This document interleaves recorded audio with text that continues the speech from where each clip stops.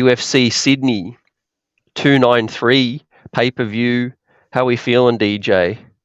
Yeah, man, we're feeling good. On the cusp of a pay-per-view card down under in Sydney. Quite excited. Fight week has commenced. Obviously, we've seen all the embedded episodes come out, the countdown. It just keeps getting you hyped up for the event, man. Like, we cannot wait. It's on Sunday. A bit salty that we're not doing it local time. Seeing how Singapore got to do it local time, but we don't get that opportunity. But nonetheless, no complaints. I'm glad a fight's happening, a card's happening down here, and I'm pretty sure Australia, especially Sydney, is going to show up and show out. Show the world why we're known as the best crowd in the business. Yeah, without a doubt, yeah. At least, yeah, the middleweight strap is on the line. We'll get into it. We'll Yep. break down that matchup and the rest of the card, and our thoughts on the card overall.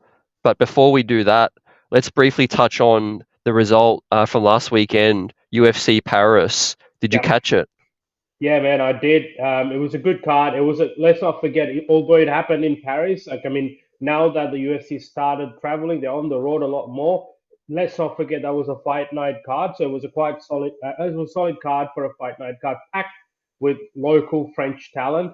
It was a good night for the French as well. I think out of all the French fighters that fought, only two lost, and out of that, one fight was between two Frenchmen anyway. So either way, it was Mm. a French was going to win it. But man, the talk of the town was the main event.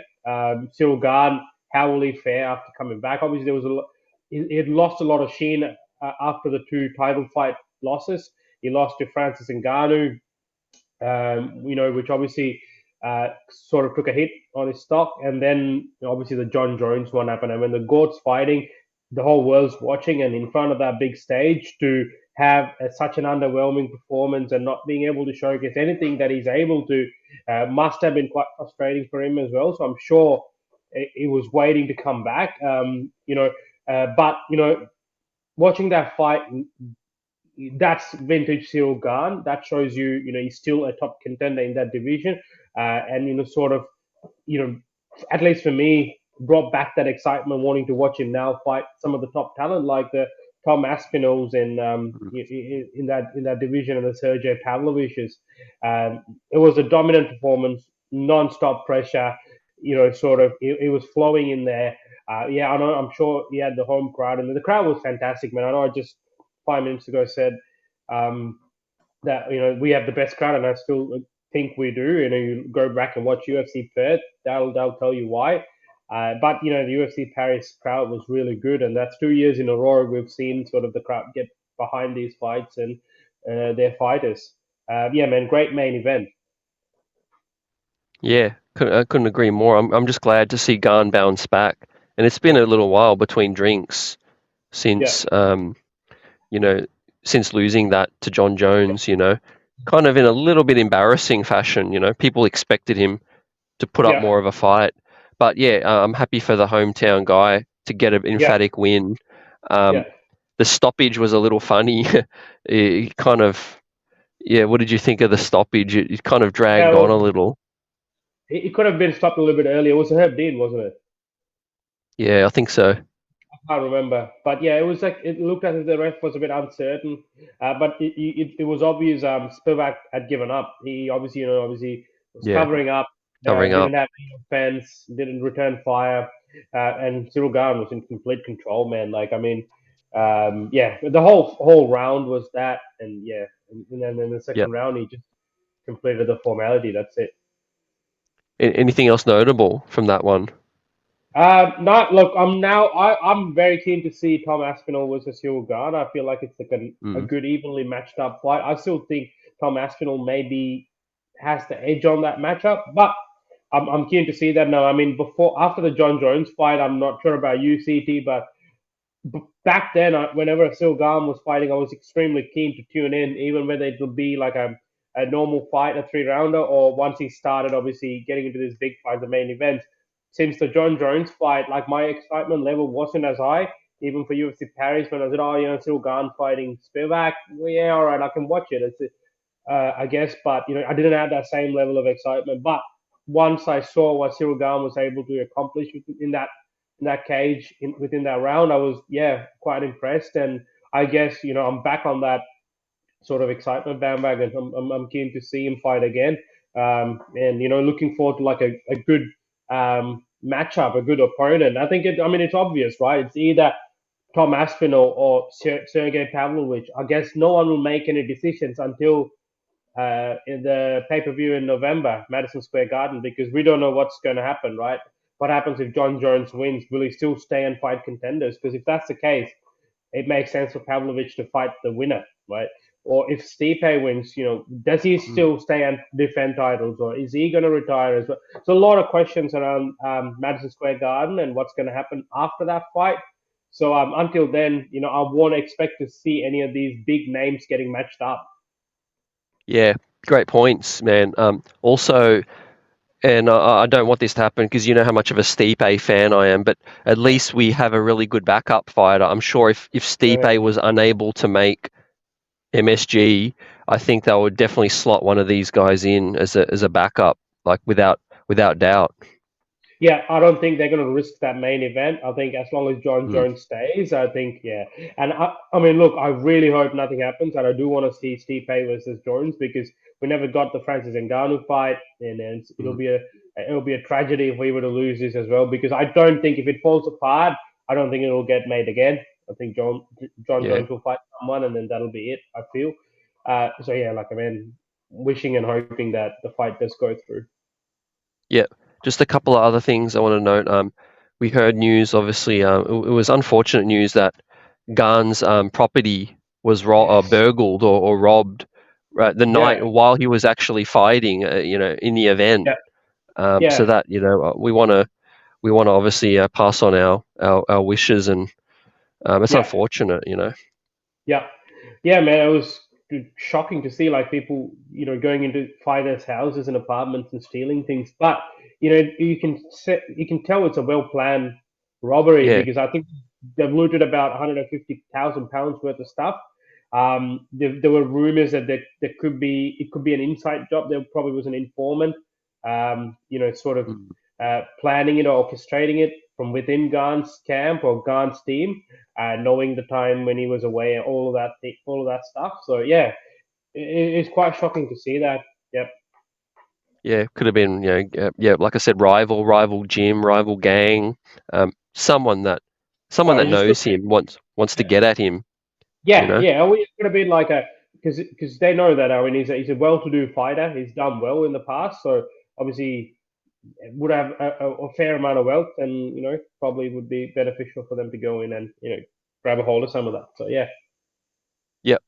Have we touched on Rose, the co-main? Yeah, the core main man. Like I felt like I don't think there was any controversy. Unfortunate that Rose fractured a finger Yeah, start of the man. fight in the first round, I think, which is unfortunate. So it speaks to the level of toughness for Rose Namajunas to go and go the entire 3 rounds against a very very tough, skilled opponent. I think was she? Let me just have a look. I'm pretty sure she's undefeated. Manon Fiorot. Um, Yeah, the graphic of her hand well, that was yeah, it brutal. was it was really Just a bad. reminder of the Yeah, commitment, dedication to these fighters. it is. I mean, and look, Rose had a lot of pressure coming into this fight, right? Because that last fight with Carla Esparza left a sour taste in a lot of people's mind. I think she Mm, tackled it really well. She came and tackled it head on in the media day. She said, "Look, man, to be honest, that was actually a very boring fight." And she was open about it, and then taking on a very very strong opponent, like I said, in Manon Fiorot. So she's not undefeated. She's got one loss, but she's on a 5 fight win streak, I believe, and she's yeah. beaten some of the best in the division, man. So Mm, yeah, look, she's probably on the cusp of title contention as well. I think we'll have to wait to see what happens between Alexa Grasso and Shevchenko, and then obviously she's put herself in there for that title shot, Madame Fiora that is. Um, yeah. I just felt Rose Namajunas probably this isn't the weight class for her. So if you recall, she went up a weight class to fight in the flyweight division, which is usually from the strawweight division. I think strawweight is where the place is for Rose. because she did look visibly smaller as opposed to her opponent. Yeah, yeah, yeah. I agree. We wait to Yeah, see what comes of that. But yeah, overall, that's a wrap on the Paris UFC fight yeah, night. Now, get to the business of the big pay-per-view down under. I say big because a main event is obviously yep, going to garner a heap of attention. yeah. These two guys, the press conference coming up later this week. Um, as a whole, DJ, how hyped are you for this card? What are you most looking forward to? Man, look, my hype level is as high as it can be, mainly because of that main event. Whenever Israel Adesanya fights, you know that it's going to be a hell of a fight. You know you're going to get a performance. You know the fight week's going to be fantastic. You know entertainment guaranteed. And then when it comes to fight night, you know the skill set will be on display.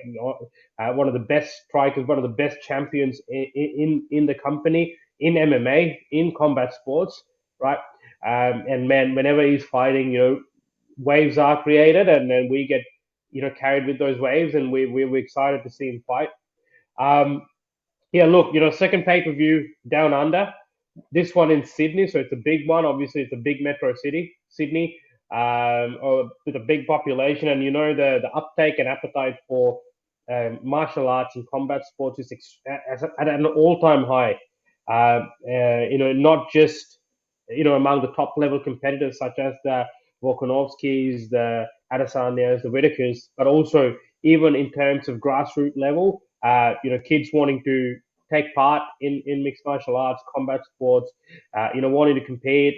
You like I said, you're seeing an all-time high. So I mean, and that'll be obvious on fight night. You'll see the crowd. You'll see how packed the arena is going to be and how much they're going to be behind these fighters.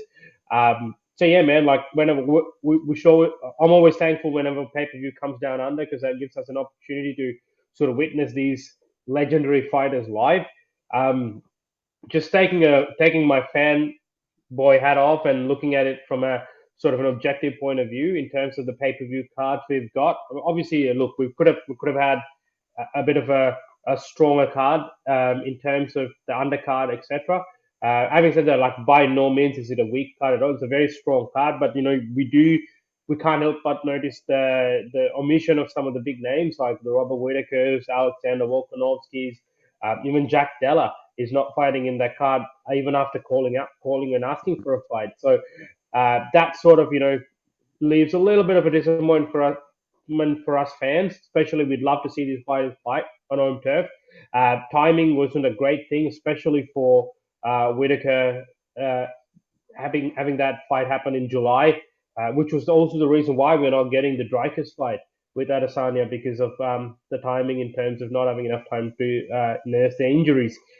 But having said that, man, there's some strong Aussie and New Zealand talent in this card. All of them who I'm excited to see, to see them fight to perform. So yeah, man, what are your thoughts on the card? Yeah, I agree with what you said, and we talked about it off air. There's just a couple of points I'd make, which is I think the reason why we've got to where we've got. One is the travel. I think yeah, it's no secret, obviously, for big international names to fly all the way down to Australia, they'd have to either be the main or the co-main. So then that limits, a bit of the pool. Back in Perth earlier in the year, we had obviously the interim title with Yair Rodriguez and Emmett. So they had big incentive to obviously come down. The other thing is, you mentioned a guy like Jack Della, the Dreykus Whitaker fight. I think our guys, it speaks to how big this region is in terms of our fighters on the big stage, and that the UFC actually needs them Yeah, to prop up some of their Vegas yeah, cards and cards all around the world. So that speaks to how important, actually, how big our talent is right now. Um, yeah, we also have news today, just before we were about to record, that Kananaya is reportedly, I'll say, um, I haven't heard officially, but reportedly is the backup fighter for this fight. So that shows me a level of commitment that they are keeping to for this main card. Um, hopefully it goes ahead. Fingers crossed. I'm really excited, DJ, about this matchup. I think yeah, stylistically, yeah, it's got me excited enough to really buy this pay-per-view. Yeah, And then obviously co-main, like Bam Bam, he puts bums on seats. Now yeah, he's not the biggest name in the heavyweight division at the moment, um, but we also got to note Kai Kara France yeah. unfortunately got injured as well, so that would have made this card a little bit stronger. But we're here, and this is a big pay-per-view in our region, so yeah, I'm hyped for it. What are your thoughts now on the main event? Man, look, like I said, it's gonna be a fantastic fight because that's the styles make fights, and this fight stylistically has fireworks written all over it, right? Mm, Now, just to take a step back, also like in terms of whenever the UFC is putting together a card, whenever you have phenomenal stars at the top of that card, the likes of Conor McGregor, Israel Adesanya, John Jones, sometimes you might see the rest of the card not so heavy purely because of mm, the star power those guys carry. They don't need a big card for people to tune in, right? Like if yeah, Conor McGregor is fighting, you don't need another 10 fighters for fans to tune in. Fans will. Same with Israel Adesanya, who's in the same level of stardom. If he is fighting, the world knows him, not just MMA fans. Not just combat sports icons, but like everyone around the world know who Israel Adesanya is, and he's quite a popular, iconic figure. Um, so people will tune in to watch. So in that sense, the UFC always has the luxury to not load the card as much because yeah, of the ability for the main event to mm, draw so much attention, particularly Israel Adesanya in this case. Now coming back to the main event, man, like I said, styles make fights, and stylistically, this fight's got fireworks written all over it. Like Sean Strickland is a madman. The way he fights,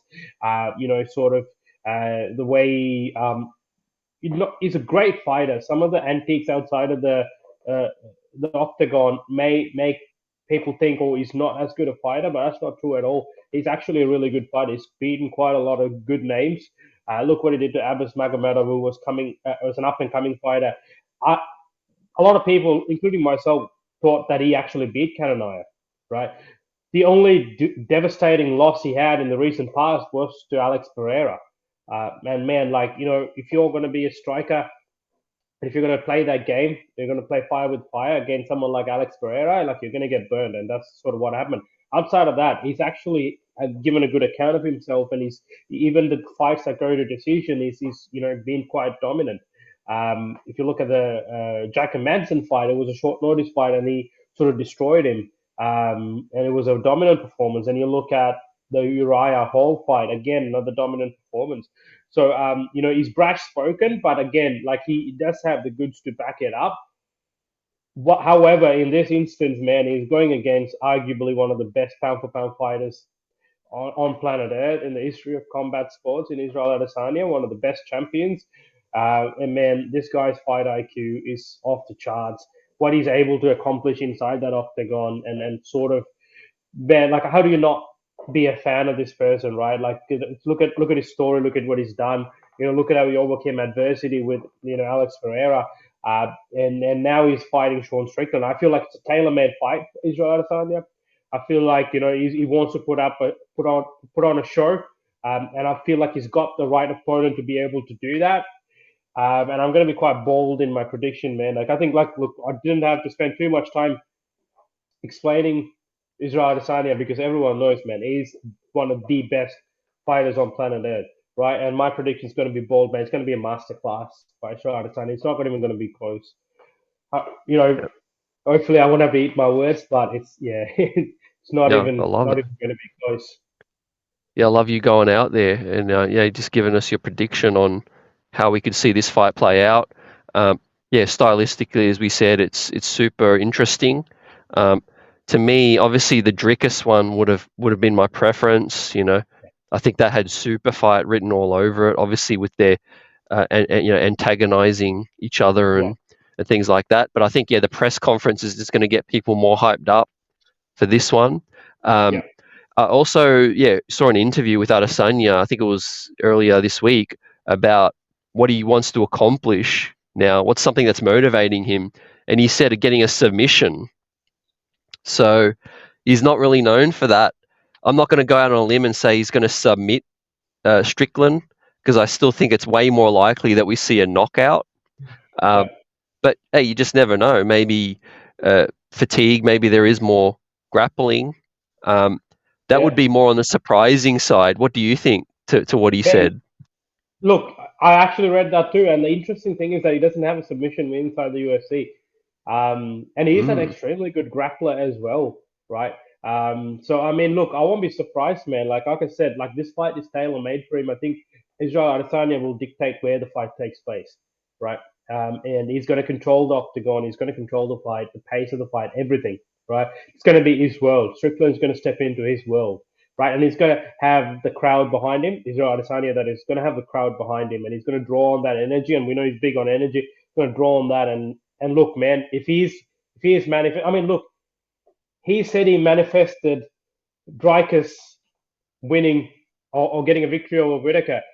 Look, to be honest, we never thought that was possible, right? Like, so I would like to think Israel Adesanya's manifesting abilities is off the charts as well, along with his, fighting skill set. So, look, man, like if he is manifesting that and wanting to get a submission, I think he will. But yep, hey, it'll be absolute scenes. Mark my words. yep. No, I agree. I'm going to predict Izzy gets the win, but I'll predict KO. KO, yeah, I'll yeah, yeah. predict a Like I KO in the third. said, But if give us your prediction, and then who do you think that is going to be called out? I think look, when I think Israel Adesanya is going to win this fight, like I said, it's not even going to be close.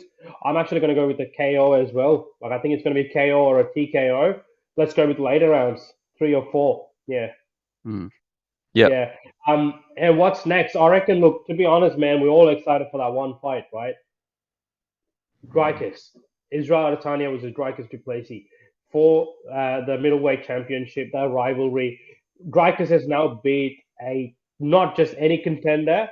He's beaten the contender, right? Like if you can get through Robert Whitaker, then you've definitely earned your spot for that championship.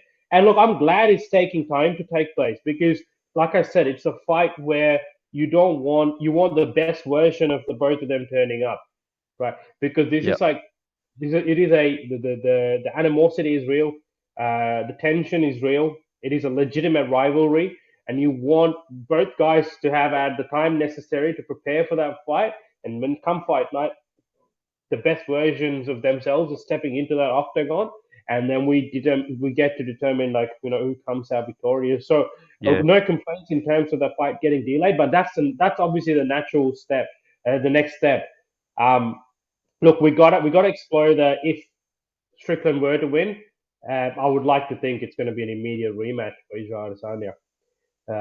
yeah, And yeah, so yeah, that's my prediction. It's a yep. funny business. No, Funny business. You never know. yeah, Like I mean, like I said, we never thought we'd see Robert Whittaker getting TKO'd by Dreykus. You never know what happens. yeah, So look what Sean O'Malley did. He knocked out Aljamain Sterling. So yeah, so yeah. it's an unpredictable sport, so unforgiving sport. So yeah. Definitely. I think. Yeah. Should we both agree? Should Izzy win? When do you think is the soonest we would see? Have they talked about a possible slate for the next fight between Izzy and Dricus? I think they'll probably aim September. Sorry, February, March. That's what I'd Okay. like to think. Yeah, because Yep. Izzy always fights around that time. So not Yeah. not this year, but I think usually he fights early, like that March, April. So yeah, they could look at Feb, March. Yeah, Yeah. And credit to him, he likes to turn around quickly. Like no, yeah, that's actually something he brags about because no other champ really and likes to rightfully turn so. around. Rightfully so. Him and Yeah. Alexander Volkanovski, man, they're like two of the most active champions. And this you can list a million things that these guys do so well. In terms of Mm, like they fight the best, right? They don't care about who they fight. They go head on into any sort of adversity, and they overcome that. Like it's so many things, man. Like it's like the proper champions. To be honest, that's the way I look at them. And yeah. Yeah, yeah. we're privileged that they represent our region. So yeah, Yeah, definitely. Now the co-main, Mr. Shui himself from the area, fighting in his hometown, Bam Bam Tuivasa. Yeah, Um, man. really exciting. I love him as a fighter and what he Yeah, brings to the sport. He yeah, brings more than just knockouts. He brings yeah. Entertainment. entertainment, Yeah, showmanship. yeah, He was once so close to beating Cyril Gahn, if you believe that. yeah. He had Yeah. him on the ropes. So He was the only guy to drop what's at Silver. stake? Man, look, obviously title contention. They're probably both guys are not close to like they're not like one fight away, right? But as you can see, the if John Jones retires after November, and if Stipe were to as well, which is what's widely predicted, the whole heavyweight division becomes open, right? All of a sudden, Tai Tuivasa, who's ranked number 6 at the moment, will find himself in the top 5 position again, right? Once you're in the top 5, you're one win away from a title. And same with Volkov as well. If you can get a win over a big name like Tai Tuivasa, you're putting yourself in a very good position as well. So it's number 6 versus number 8. Volkov's coming off of a win. Um, and then I think Bam Bam obviously had a string of bad luck. I mean, some short notice fights in there as well. I think he took a short notice fight against Sergey Pavlovich, which is not probably the best thing to do, but speaks to his heart and his toughness, right?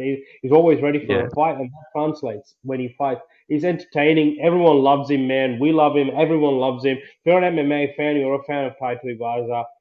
It's just the pre-fight antiques, post-fight antics, the shoeies, and you name it, right? And he's fighting in his own town, man. Like I can guarantee you, he's going to get the biggest pop of the night. And I am predicting him to win. And I think it's going to be absolute scenes in is it Kudok Arena? Kudok Arena, yeah. Yeah. Yeah, it's going to be Yeah. 22,000 strong, right? So they're going Yeah. to be like all behind Tai Tuivasa, man. It'll be absolute scene. So yeah, man. Yeah, and there you go. That's my prediction as well. I think Volkov's a great fighter, but again, like he always seems to fumble sort of on the cusp of getting across something big. And I think this is that again. Uh, Bam Bam's used to it. He's used to the pressure. He's fought some big names, and man, he's gonna draw on that home crowd advantage, and he's gonna get the knockout. I feel. Yeah.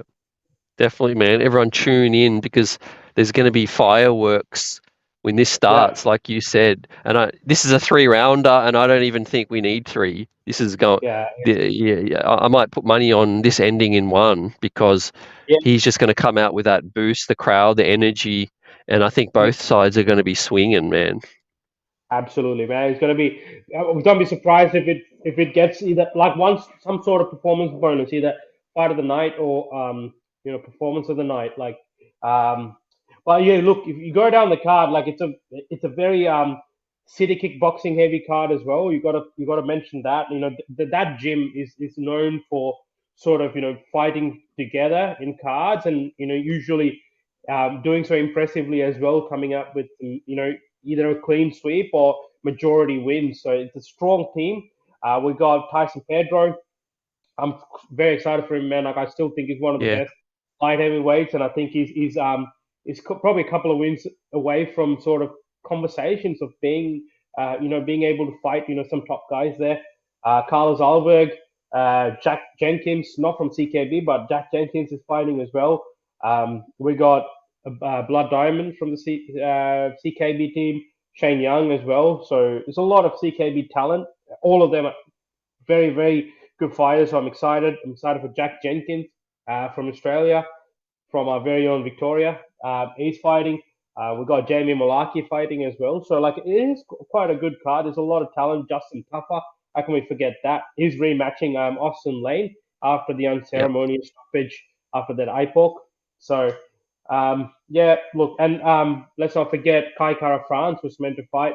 He obviously had to withdraw due to health reasons. We wish him a speedy recovery. Manel Cape stays on the card and is now fighting Felipe. Yeah. I like that one.